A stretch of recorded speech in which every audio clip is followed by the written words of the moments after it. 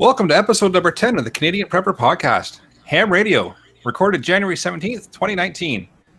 My name is Eric. I'm the host of the show. I'm based in Southern Ontario. I'm a hunter, target shooter, ham radio operator, VE3 EPN, and computer geek.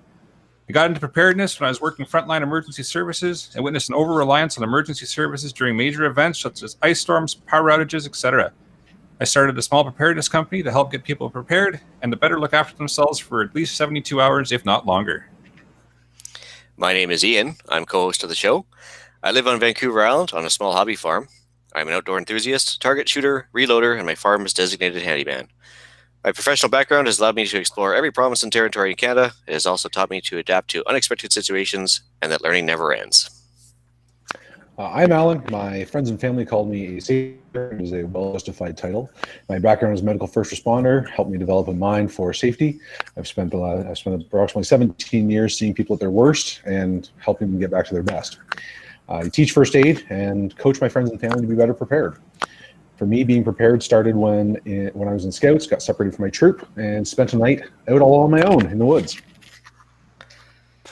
So we've got some great content for you this episode. We're going to start off with some news articles relating to preparedness in the outdoors. We'll be letting you know how we've improved our preparedness since our last episode. And we'll get into our main topic for this episode being ham radio, and touch on some basics of operation, licensing, and its role in preparedness. All right, I guess we'll start off with some news articles here. Interesting enough, just as a small anecdote here, I started off with a little local news in Qualicum Beach there, one of the local towns on the Vancouver Island. I was in there. They had actually a nationwide Interac outage for most of the afternoon there, and a little hat tip to home hardware for improvising on the fly here. They actually broke out the old click-clack Visa processing machine. I haven't seen one of those for about 20 years, but they were actually able to do a backup system with their Visa cards, and they were still able to do inventory and everything else with the old style Visa. That was pretty cool, actually. So backup very system small. or a way to steal your card? One of the two. Potato. So first news article I did want to talk about, though, for sure, is the yellow vests in France once again. So they couple tidbits there. They just started to do a coordinated bank run on the banks. I did put the link in the show notes. Interesting enough, one of their plans to disrupt and cause heartache for the government was to do a coordinated bank run, meaning like they'd all withdraw as much money as they could.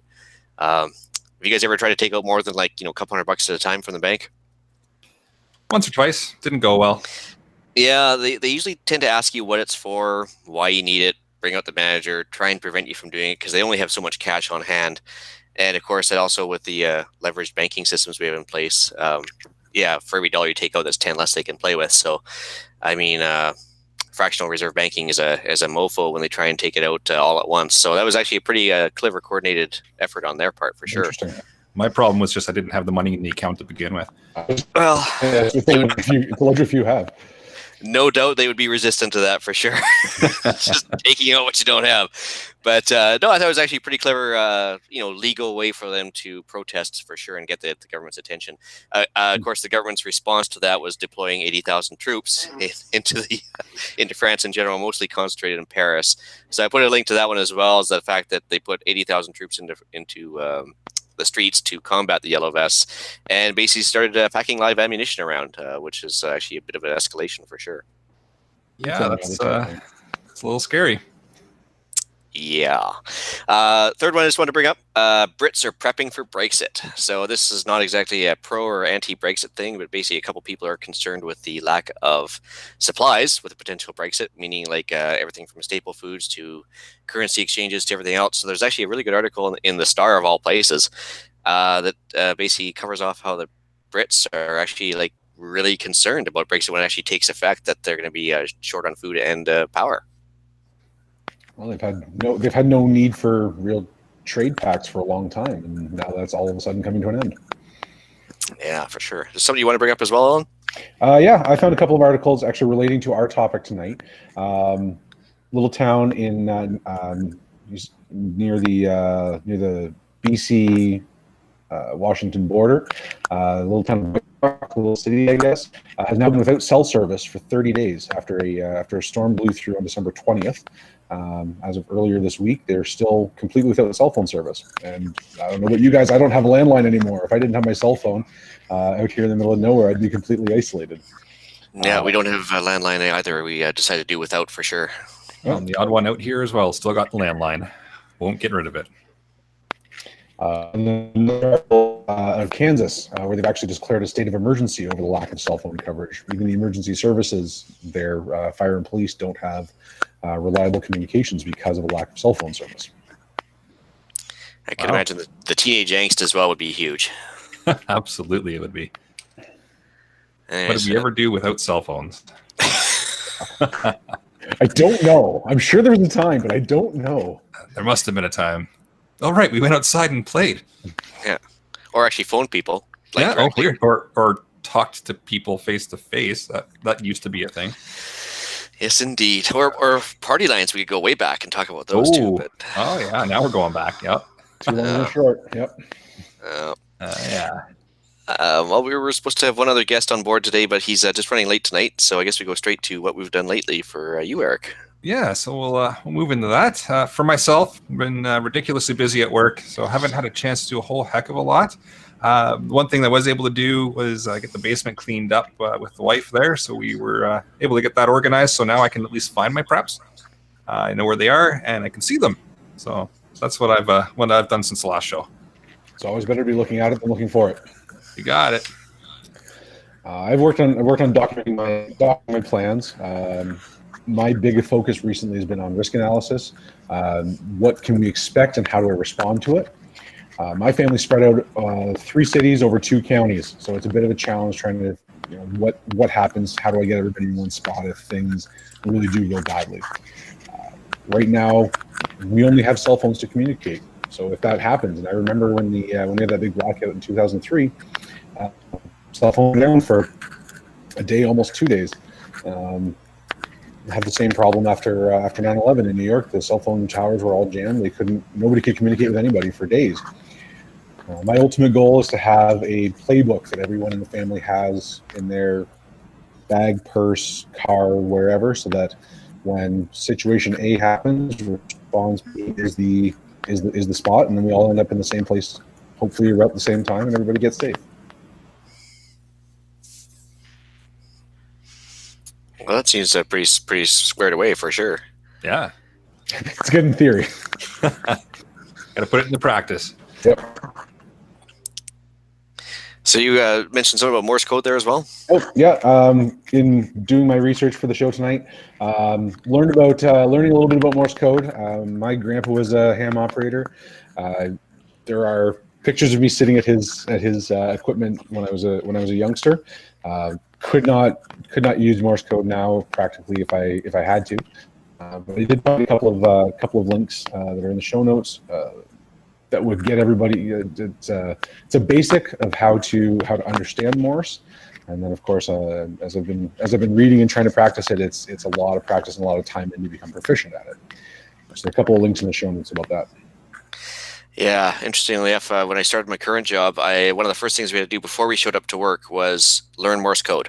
And so it was one of those freaking out things where if you don't learn Morse code, you can't pass the initial course and everything else. So I went out of our way to find some online stuff. Found a course called New Morse. And so there's free software and everything else. And I went online and I spent must have been about 4 or 5 weeks trying to get that stuff down. I showed up with my Morse code firmly under my belt, and they walked in and said, "Congratulations, you guys are the first class that Morse is no longer required for." Of course. I was like, "Oh, swell. That's great. Oh, good skill to have." Yeah, so of course I probably forgot it because we never used it again. So that's it's one of those things where it's like in, out, gone. Perishable skills for sure. Fair enough. So for myself, as far as what I did for preps this last week here, honestly, I've been continuing my big stretch of work here, so very limited time at home. So my wife told me I should probably focus on maintaining my community of like-minded people. So I didn't really much time to do a whole lot of preparedness projects. So anyways, I went out and met with a couple guys I know in the local area. One of them, I'll refer to him as the gun god. He repairs, fixes, owns, sells, buys guns. That's just what he does now. And I sent in some heirlooms to him for repair and made a purchase as well, because he's like my kryptonite. I show up there and he just weakens me, and then that's it. And before you know it, I've walked out with a deal. Also been up with the local prepper god here. He's basically, like I said, prepper royalty. I mean, he's got everything from water systems, solar systems set up. He's a very knowledgeable man. So I learned by osmosis, just walking around, following him, asking questions. I got to know him a little better. We just met in the last year, so it's been a learning process as well. So I learned some tips and tricks for dealing with propane as well, because he's got a fairly extensive propane knowledge as well. I ran some ideas by him and he immediately gave me some good ways to do it better, cheaper, faster and that always helps. And then still away for another week of work, but once I get back from that, I've ordered some parts that should be at home by the time I am there. And then I'll have some, I'll call it summer vacation, because this is when my main vacation happens. I'll be home for about a month, so I'll be able to get a bunch of projects out of the way. Awesome. Very cool. I guess it's time to move into the main topic of the show, being ham radio. We'll touch on its uses and what you'll need to get started, getting licensed, and frequency capabilities. So, first topic is the role of preparedness. So, ham radio can play multiple roles in regards to preparedness. Do all kinds of different things. You can monitor local emergency services. You can monitor ham chats on local repeaters. You can monitor the weather repeaters as well. You can communicate with other local preppers or survival groups. And you can keep in contact with security patrols, gain knowledge, inside knowledge of how emergency services respond to disasters by getting involved in your local ham radio group as well. For some of the things here, monitoring local emergency services, depending on where it is you're located. If those emergency services aren't transmitting encrypted, and you've got a radio and you know how to program it, and you know all the different codes you got to put in, you're able to pick them up and listen to what's happening, which can be a wealth of information for you. Ham chat, if you're not familiar with any ham radio repeaters in your area, try to find some and just hop on the repeaters, and you can listen to the guys talk, and there's all kinds of conversations happening all the time. The weather repeaters as well, if you're not familiar with those, they are a system across North America that repeats local weather information. So it's similar to turning the weather network on your television, only it's over the radio, and it's regionalized to your area. You find the repeater in your area, program your radio to it, and you've got localized weather information and as well emergency information broadcast on there if something's happening that's a major thing. They use those radio stations to broadcast that information. So there's some good info on there, and some good things to be listening to. Actually, it's interesting enough. We should just explain what a repeater actually means as well for the people just starting out. Fair enough. So basically, repeater, as a general rule, we'll simplify it quite a bit. Can be basically an antenna on top of a hill. So a repeater, what it will do is if you transmit to the repeater, it'll bounce and repeat your signal off the top of the hill to get more range out of it. So people further away on the other side of the hill, or even just further down the land, can actually hear your signal a little bit further than if it's just line of sight, which is what normally most frequencies that we'd be using would be just strictly line of sight. If you can't see a person, you can't transmit to them. So repeaters are good for that for sure. You mentioned the weather radio. That's good as well. The gold standard of the prepper radios is the UV5R model. It's made by a company called Baofeng. And one of the interesting aspects they have is they also allow us to listen to FM radio just for regular radio stations. So if you don't have a battery-powered radio, it's another use for them as well. You got it, yeah. And the reason why I think they're quite popular in the preparedness world is the fact of the pricing on them. They're pretty cheap to purchase, and you're not shelling out an arm and a leg to purchase one. As far as programming them and getting them figured out, that takes some time, but they are very well documented on YouTube and the internet. So you can watch some videos that show you how to program them, how to set them up. You're of course going to want to know what you're doing and be licensed if you're hopping on the ham frequencies. You don't want to be screwing anything up or transmitting where you shouldn't be. So you got to be careful if you do have one. You gotta know how to use it. And how do we learn how to use it? Good question. So licensing. There's all kinds of different methods to this. It really depends on how you learn and how you take in information. you can contact your local ham radio club. If you don't know if one exists, just Google it. There's clubs all over across Canada that operate and actually put courses on in person. So if you're the type of person that learns by sitting and interacting with other people and learning from an instructor, that's a great way to do it. They're usually pretty cheap as well. The clubs aren't looking to make money on the courses. They're just looking to recoup their cost. So usually the ones I've seen around here are maybe $100, and they run usually either like a Tuesday night at 7 or 8 p.m. and they run for a period of about 2 months. So they just dedicate one day to it. In the evening, it's a couple hours, and it's led by an instructor who is qualified and knowledgeable, and they know how to teach. They usually follow a specific book that you can purchase and then follow along with the course as well. If you're not able to do that sort of thing, you're not able to either commit the time or you're just not a classroom type learner, you can actually just purchase a book. I've got one here for those that are watching. That's right here. This is the one I use to learn. It's called the Canadian Amateur Radio Basic Qualification Study Guide, and it's by Coax Publications. I think it was about $50 or $60 for the book. It gives you access to all kinds of online testing as well, and it covers off everything you need for the exam. It's some of it is good bedtime reading if you're looking to pass out. A lot of it's pretty interesting though, so not going to pull wool over anybody's eyes here. It's some of it's pretty dry, but that's another option too. Is just if you want to grab a book, you can grab a book and read about it. Well, the interesting thing is too, it's not exactly a hard exam to pass, and the fact that they actually publish all the questions on the Industry Canada website. It's in the show notes, and so they'll actually not only give you questions from that exact question bank, so you know what questions are coming at you. They give you practice exams on that website, basic info on how to get licensed, and then there's also, of course, a plethora of YouTube courses that are like entire ham radio study courses on YouTube. There's software such as one's called Ham Puzzle, and the other one's called, pardon the pun, but Ex-Haminer, and yeah, there's no shortage of ways to learn the ham radio licensing stuff for sure. And I'll put in the show notes too a link. There is a ham radio club at out by Sault Ste. Marie, if I remember correctly. They actually put their entire ham radio qualification course online. So they put it on over that series of evenings, but they recorded the whole thing and then put it on the YouTube. So if you're not able to actually attend courses, you can watch their videos. That's what I did. I found it quite useful. You've got an instructor who's teaching the course, and you're just watching the video afterwards. So it's not as interactive, but if you're the kind of person that needs to listen and just hear everything, and then you can remember it from there, it's a great course to take, and you can just put it on and listen to them explaining everything. So it's a good option as well. So I'll throw that in the show notes before I publish them, so everybody can have a look at that as well. Fantastic.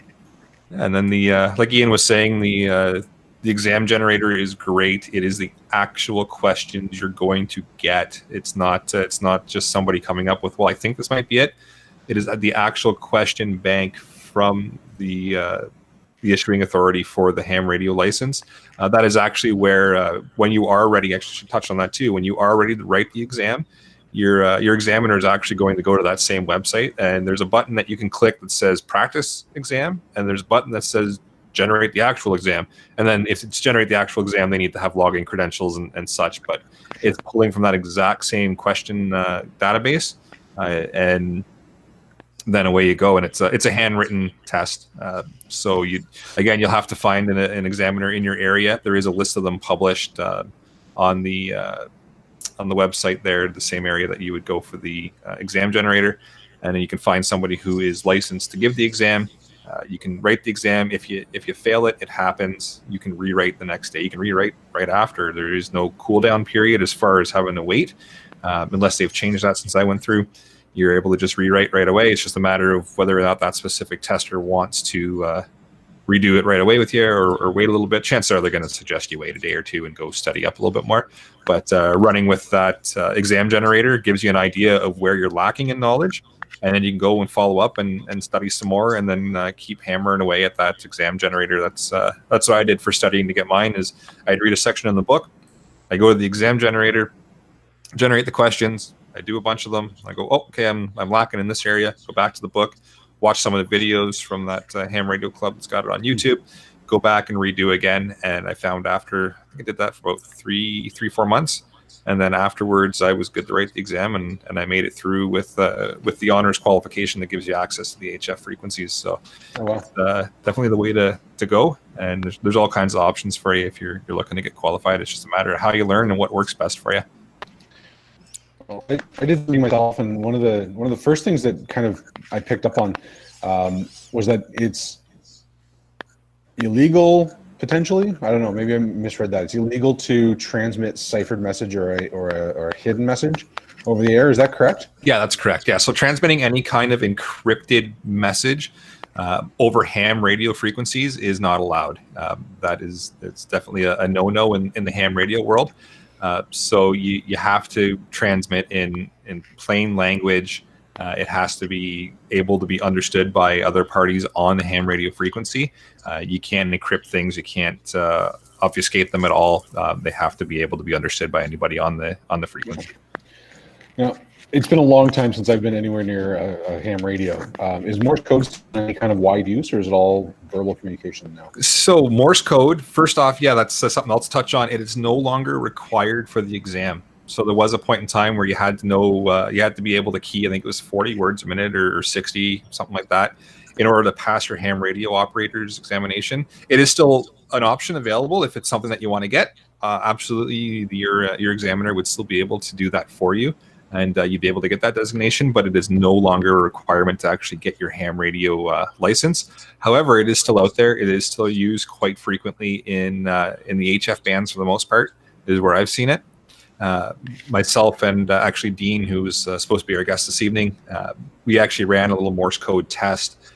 So he is out in the Quebec area, and then me being in Southern Ontario area, we were trying to run a little Morse code test running little, what they're called is Pixie boxes. So they're small little, very low power. I think they run in 1 watt. Just little boxes that you can. We were cheating a bit. You can plug them into the computer. They do all the Morse code for you.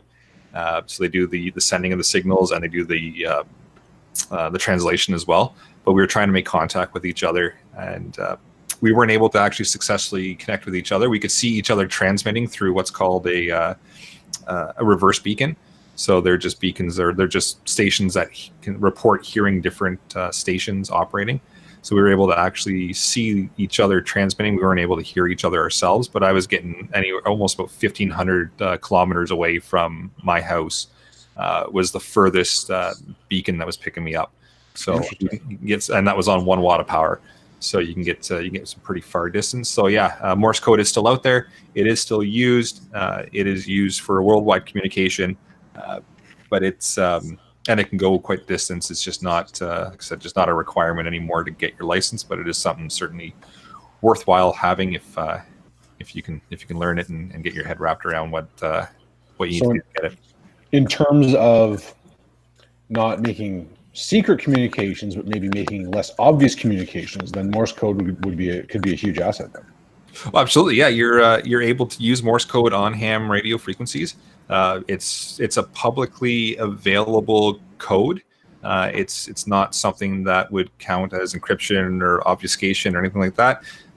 It's publicly available. It's documented. If I wanted to hop on a ham frequency and figure out what somebody's saying in Morse code, I can do it.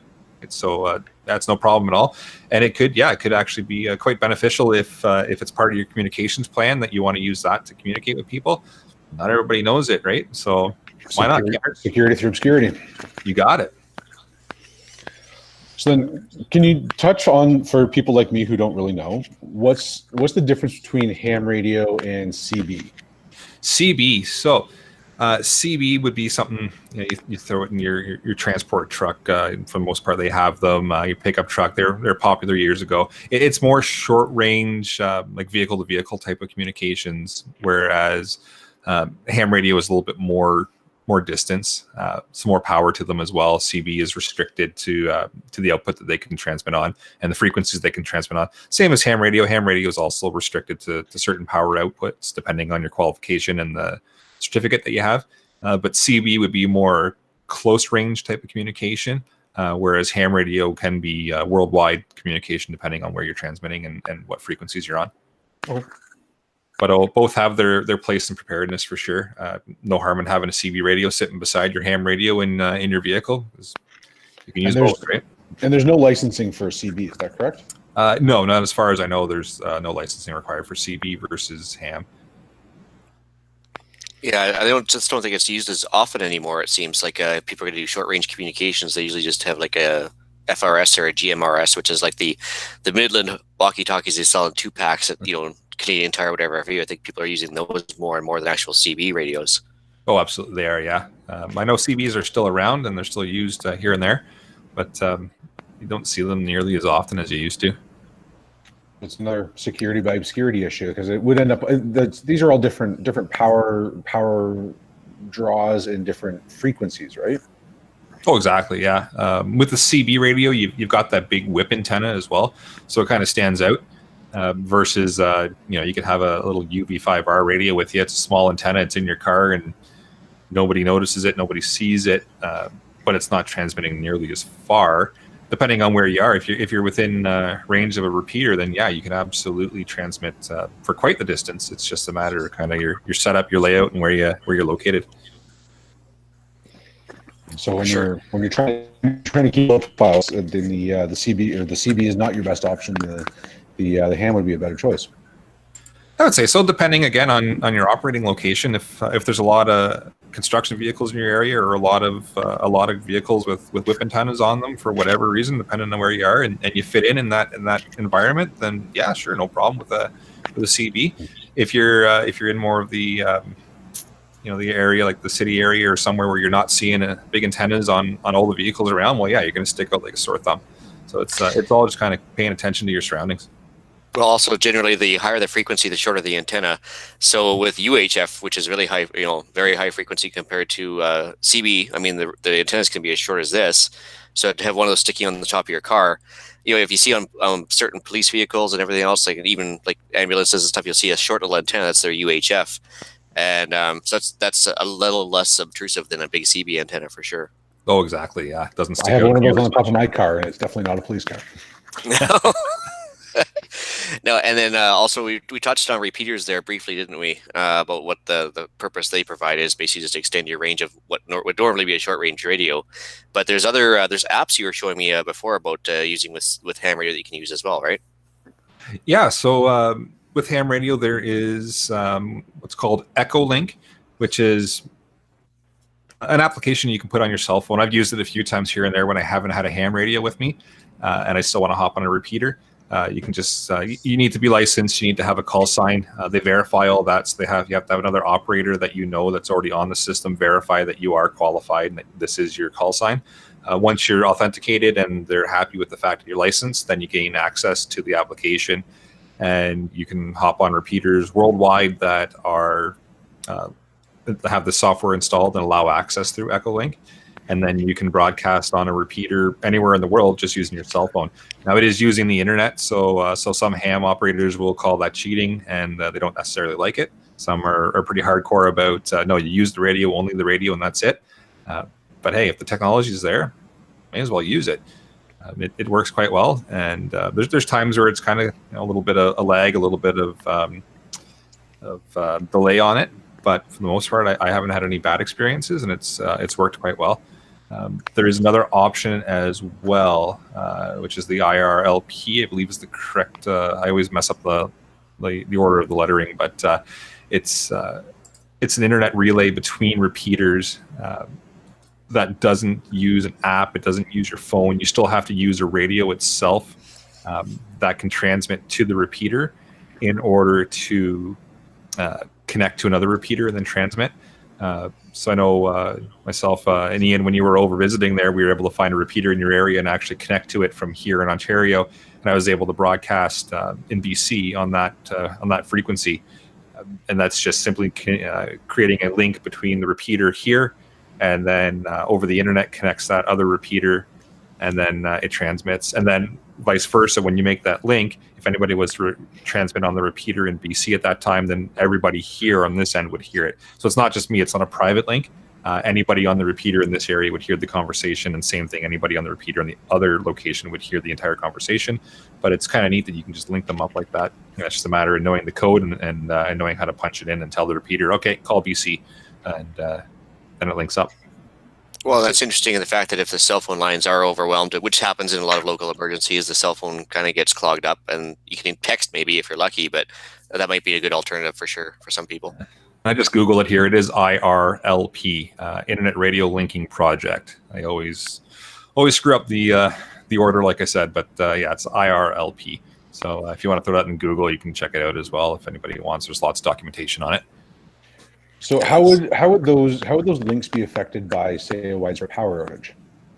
Yeah, so great question. A lot of the repeaters have backup power. Not all of them, but the ones that do, because normally they're on the bigger towers that house all kinds of other things as well, such as emergency communications antennas, your cell phone towers, like all that kind of thing. So they will have some form of backup. So for the most part, everything will remain operational. It all depends on the type of backup system they have in place and how long it will stay operational.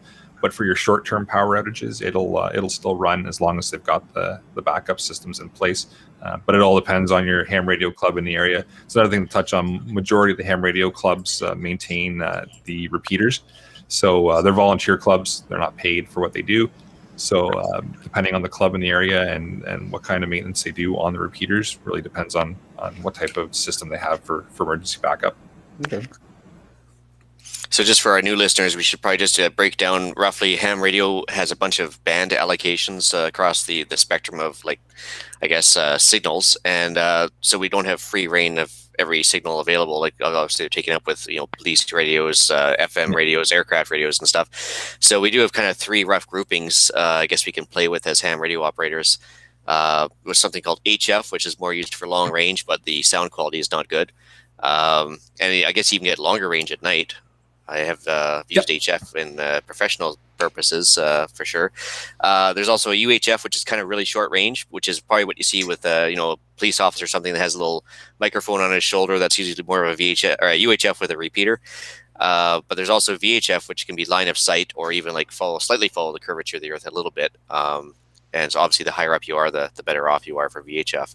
So with those three bands, Eric, I was just going to ask you, as far as like a starting out prepper, would you recommend going right to the HF complicated long range stuff, or just stick with the local stuff? I would personally stick with the local stuff. I've only been licensed a year and change now, actually probably a year and a half. I started out with just 2 meter, which is VHF. Pretty much everybody's on there anyways. It's going to be local. So if you're starting to get into your ham radio club and you're starting to kind of interact with them, you're going to find all those guys on 2 meter on the repeaters. So I would start there. It's fairly simple to get into. It's fairly simple to set up. I found it pretty easy to get my head wrapped around how it works and how to transmit on it. I've just recently started to get into HF, and it's a whole different ball game. It's neat in my radio geek kind of way, but it's a lot more to know. It's a lot more to set up. You got to figure out all kinds of things as far as how your signal is going to propagate, how it's going to send out, whether right now is a good time to do it or maybe in an hour is a better time. It takes a lot of research to kind of get your head wrapped around transmitting on HF. Transmitting on the local repeaters or on VHF is usually pretty standard. It's pretty much the same operating no matter what time of day it is. The weather, it'll affect it a little bit, but for the most part, regardless what the weather's like, as long as you're within range of that repeater, you're able to talk on it. So it's I would say start out with VHF, get to know your 2 meter bands in the area, get to know your repeaters, and just get comfortable. That the hardest part of ham radio is, I wouldn't even say is the test. Like, yeah, you got to know your stuff. The hardest part is when you're licensed and your first time hitting that button to talk. You just get nervous. I don't know why, but it seemed like the upfront cost for the HF was pretty high too. Versus, I'm sure you could probably recommend a good radio to buy for new preppers to the ham radio game. Yeah, He the wouldn't even carry one. Oh, look at that! Yeah, the HF stuff. You're looking at minimum $1,000 investment just on your radio. That doesn't include antennas. If you're getting a good one, which you get what you pay for, right? So, and that's still kind of the lower end of things. So it's a lot of money to put up. So if you're getting into it and you want to buy all the nice shiny things, I would wait a little bit until you get kind of used to, like I said, the 2-meter stuff. But yeah, as far as getting started, if you want to pick up one of the Baofeng radios, they're great. Once you're licensed, you can hop on any of the repeaters in the area and transmit and talk on them. I carry one with me wherever I go, and I'm able to talk to people all over the place on them, and they say they can hear me fine. I'm good reception quality, good power. They have no issues hearing me, which is good. And they run about, depending on the model you're looking at, for instance, like Rapid Survival carries the 8-watt model for $69.99 and the 5-watt model for $44.99. Sorry, $44.95. So it's pretty cheap to get into. You can get them too at Dean's website there, preparedness.ca. He carries them as well, and he's a wealth of knowledge as well. So if you have questions, you could fire him an email and ask, or you can fire me an email at feedback@prepperpodcast.ca and ask about what model you should get, or what version of the Baofeng you can get, because there's all kinds of different versions. There's all kinds of different options. You can get into the UV5R, which is the most popular. You can get into the GT5 TP. You can get into the GT3. There's all kinds of different makes and models or models of Baofeng, and it's really under the hood. They're pretty similar. They've just got some external features that are a little bit different. So feel free to flip in an email and ask if you got questions. But the Baofengs are definitely the good ones to start with, because they're cheap and well documented, and they'll get you on the air and they'll get you talking and get you past that fear of, okay, I got to hit the button and say something. What do I say? Well, for sure. I think the UV5R is certainly the way to go, especially when it comes to, like you said, learning how to use it. I mean, the amount of YouTube videos on how to program them, how to use them, tips and tricks, it's insane. So, basically, really spend some time. It's an easy first ham radio to use for sure. I mean, I've got a couple of homes that they're tinkering with. I can't really transmit on them yet, or something, but I've been using them as scanners, which is one of the other things they can do as a double duty. They can pick up, local emergency services, like you said, everything else, but you can just have them rotating through frequencies and just listening to what's going on. It's even that's kind of a nice little tool to have. Oh yeah, speaking of the scanning, if anybody's been to my talk at the annual Preppers meet, I think I've given the talk now 3 times on the ham radios and the Baofengs in particular. I've got the one story about the one morning where we wake up. It's about 5:30 in the morning, and power's out. I'm like, oh, that sucks. But kind of looking down the road a little bit, I can see a puff of smoke and something's going on. I'm like, oh, okay, that's strange. So it didn't look like anything overly emergent, but the power was out. So okay, so I just threw the Baofeng on, and I'm listening to the local fire department in the area getting dispatched to a transformer fire, and it's in the area of where I live. I'm like, oh, okay, it's a transformer fire, perfect. So they get on scene and they're calling out, okay, here's what's happening. Fire's extinguished. We're looking at a power recovery time of about an hour. So I knew everything that was happening. I knew why the power was out. I knew roughly when to expect it to come back. I knew there was really no real threat in the area going on. The transformer fire was looked after, but I had all that information. Whereas if I didn't have the radio and I wasn't monitoring the local fire station, I would have no idea what was going on or when the power was coming back on. So it's useful to have, and it just comes back to knowing your surroundings and knowing what's going on. No, for sure. Absolutely, it makes good sense. We should probably take it to the extreme here and talk about like a long-term grid down kind of preparedness usage for the local ham radios as well. Assuming that there's no power supply and no internet and everything else. You guys want to talk about like even short-range contacts, patrols, or something? Yeah, the nice thing with ham radio is it's quick to set up. So as long as you know how to do it, and that's where licensing comes into play. I know everybody always says, oh, when things hit the fan, I'll just hop on the ham radio frequencies and just do my thing. I don't need a license then. Yeah, valid point. But at the same time, you need to know what you're doing. You need to know how it works. And then if you understand how it works, what you're doing, and you want to set up your own antenna or you want to set up your own repeater because the one in your area has gone down, you have the knowledge and the skills and the ability to do it. And if you've got the knowledge, abilities, and skills, it's really not overly complicated to do. It takes some work, yeah, of course it does, but if you know how to do it, you can set one up fairly quickly. Well, like anything else, you want to test your gear, right? Yeah, that too. And it gets you over the fear of the pushing the button and talking for the first time in a controlled environment. Yeah, if you don't know if your gear works well or not, you don't know whether you need to upgrade or change out equipment or anything else, rather than the very last minute when you can't order anything online anymore. Exactly, and you can't get your YouTube video either to tell you how to do it. That's right. As far as like just keeping an eye on burglars, looters, whatever you want to call them, if you were out on patrolling around your property, if you have a big acreage or anything else, that's certainly good for the short range aspect of keeping in contact with the home base, whatever you want to call it. I think there's certainly a usefulness for any sort of CB VHF radio for sure. Oh, absolutely. Another ham radio story for you. I was just on the repeater I just turn it on when I'm here working, and if one of the guys hops on, I'll chat for a bit with them or just listen to what's going on. And so I'm monitoring the local repeater here one day, and a guy hops on the air, and I didn't quite recognize the call sign, so I got chatting with him. I said, "Sorry, I missed the call sign there. What was it?" And he repeats it, and it's not a Canadian call sign. It's not an American call sign. So where are you located? So he comes back and says, "Philippines." I said, "Oh, okay. Why are you on this repeater?" And so he said, "I actually live in the area." He is in the Philippines for like 6 months or something. So he applies in the Philippines to have a transition of his license to that area. And he's just hopping on the repeater in this area to check back, because he's a member of the local club here, to check back with everybody, to let everybody know that he's okay and all's good. So ham radio was his form of communication to confirm that everything's fine where he is and everything's okay and he's good, and he's just hopping in to say hello. So it's kind of neat, and the fact that he's able to do that, and that was over a satellite link system. So it's kind of neat. I remember my grandpa's study many years ago down in the basement. He had I want to say a 6-foot antenna, and I don't know enough about the details, but he had a map of the world on the wall and a little pin in all the places that he'd contacted, and it was worldwide.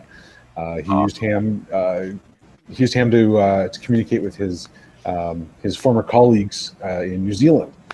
He was associated with a New Zealand squadron of pilots during the Second World War, and that was their means of communicating after the war was over. They were able to still keep in contact all across the world. It was amazing.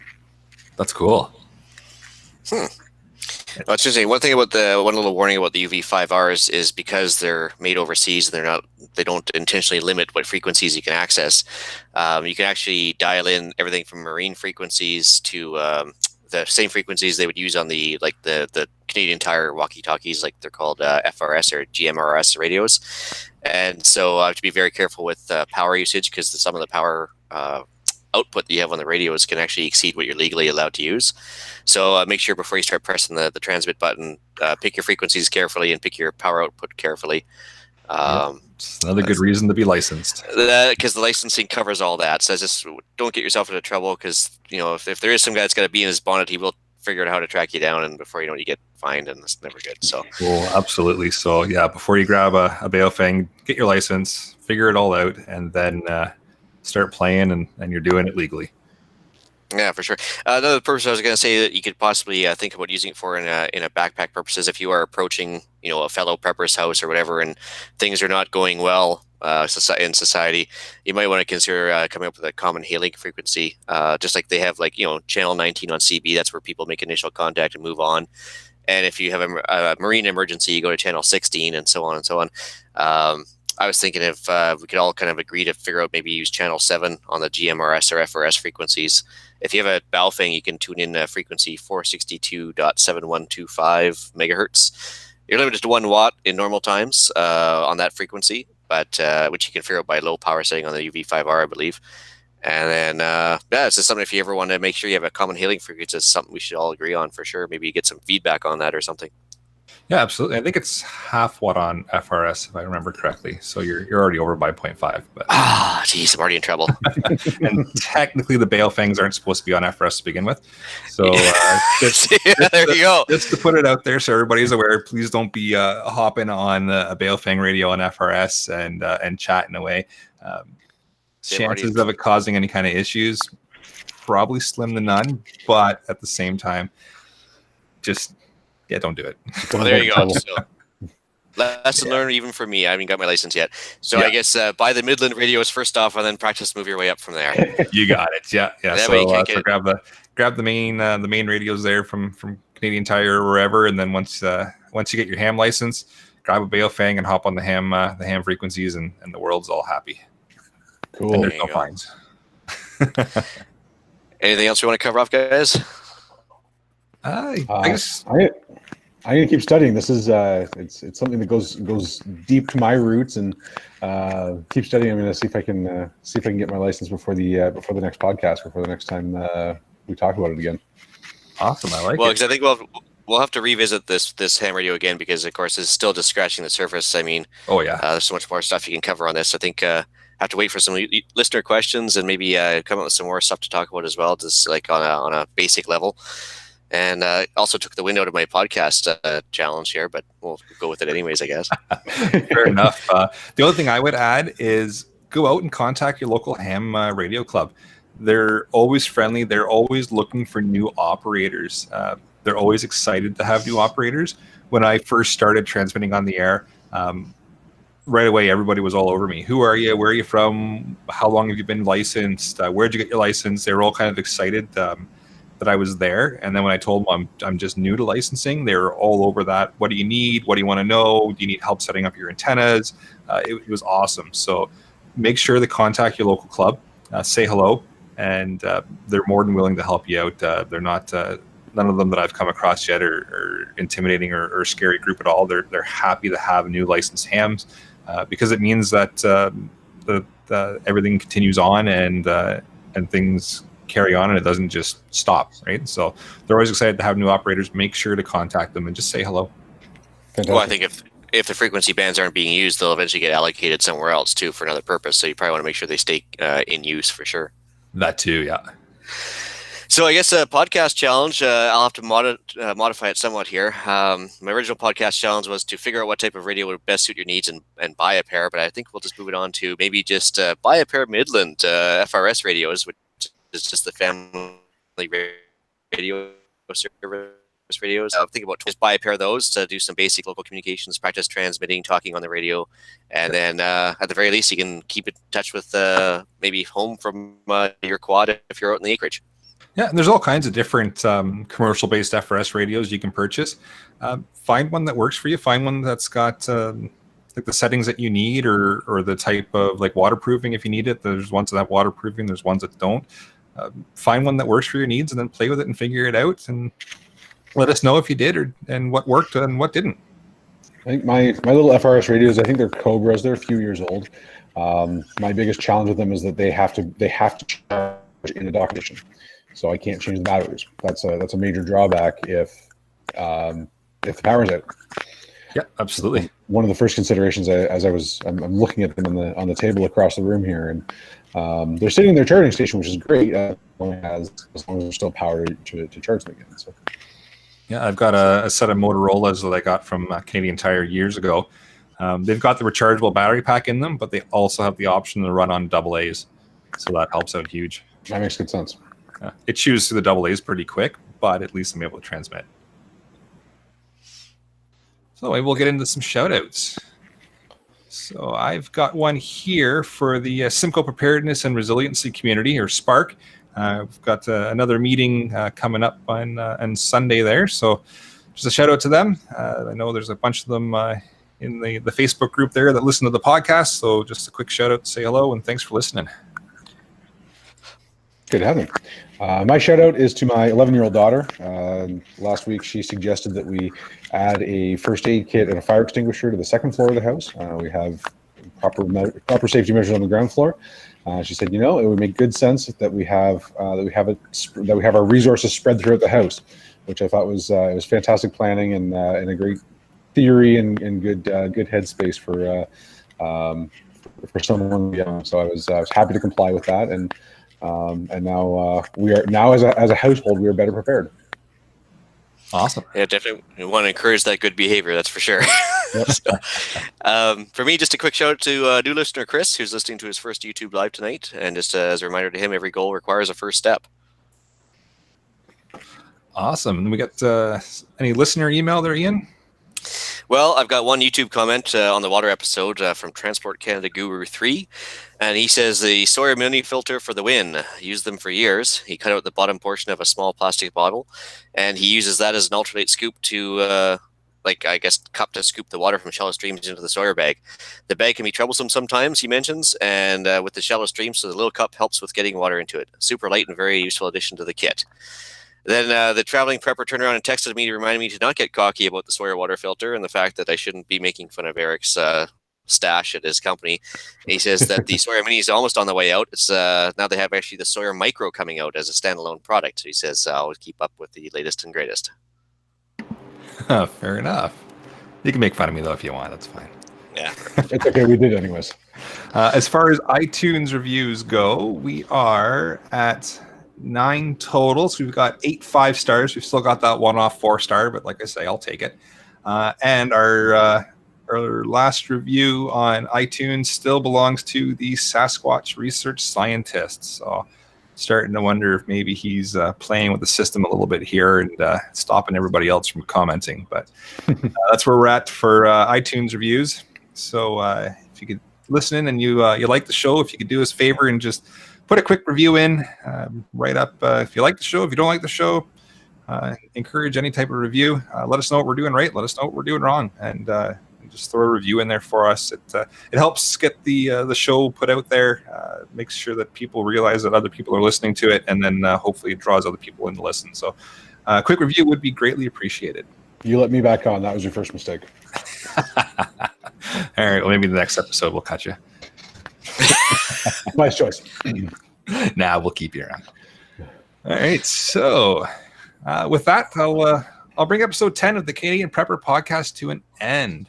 So, first off, Alan, thanks again for coming out and being a panelist. Much appreciated. And hopefully you'll come back for future episodes, even though I just threatened to cut you. Yeah. And not physically cut you, like cut you from. So, where can people find the show? You can find Ian and Eric, possibly not me, on iTunes, Podbean, Spotify, or your favorite podcast app. As Eric alluded to earlier, please take a few minutes out, submit a review, let us know what we're doing, let them know what they're doing, because apparently I'm cut now.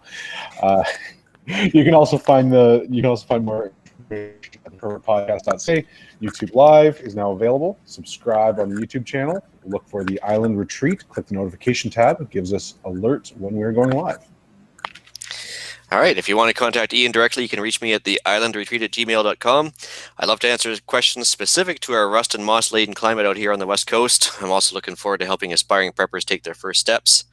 You can also occasionally find me giving my 2 cents worth on the Canadian Patriot Podcast, also available on iTunes and YouTube. There you will find me ranting and raving on the merits of a freer society, bemoaning government waste, and the occasional tactically driven conversation. But when debit's down, that's really not worth anything with the rounding, is it? I'll put a quick plug in here for Dean. Unfortunately, he wasn't able to make it to the show this evening, but you can still get a hold of him at the International Preppers Network and the Canadian Prepper blog. International Preppers Network, and Google it. I'll put a link to it as well in the show notes. And you can get him at prepperradios.ca as well. He's got all kinds of radio gear. So make sure to head over there and give him some business. And you can check me out at rapidsurvival.com. You can get me on the live chat there while you're buying some prepper gear. You can also email me at feedback@prepperpodcast.ca. Send in some questions, comments, feedback, whether it's positive or negative. Keep saying, doesn't matter. We like to know what we're doing right. We like to know what we're doing wrong. And we've got no problem with differing opinions on view. Send in your stuff. Let us know. If you want to be on the show as well, let me know. Again, it's feedback@prepperpodcast.ca. Just don't disagree. You'll get cut. Nah, you're coming back. Don't worry. Yeah, your hate mail feeds us. Don't worry. So thanks for joining us, and tune in for next episode where we're going to talk about maintaining operation security, also known as the gray man theory. Until next time, be prepared, stay safe, and keep learning.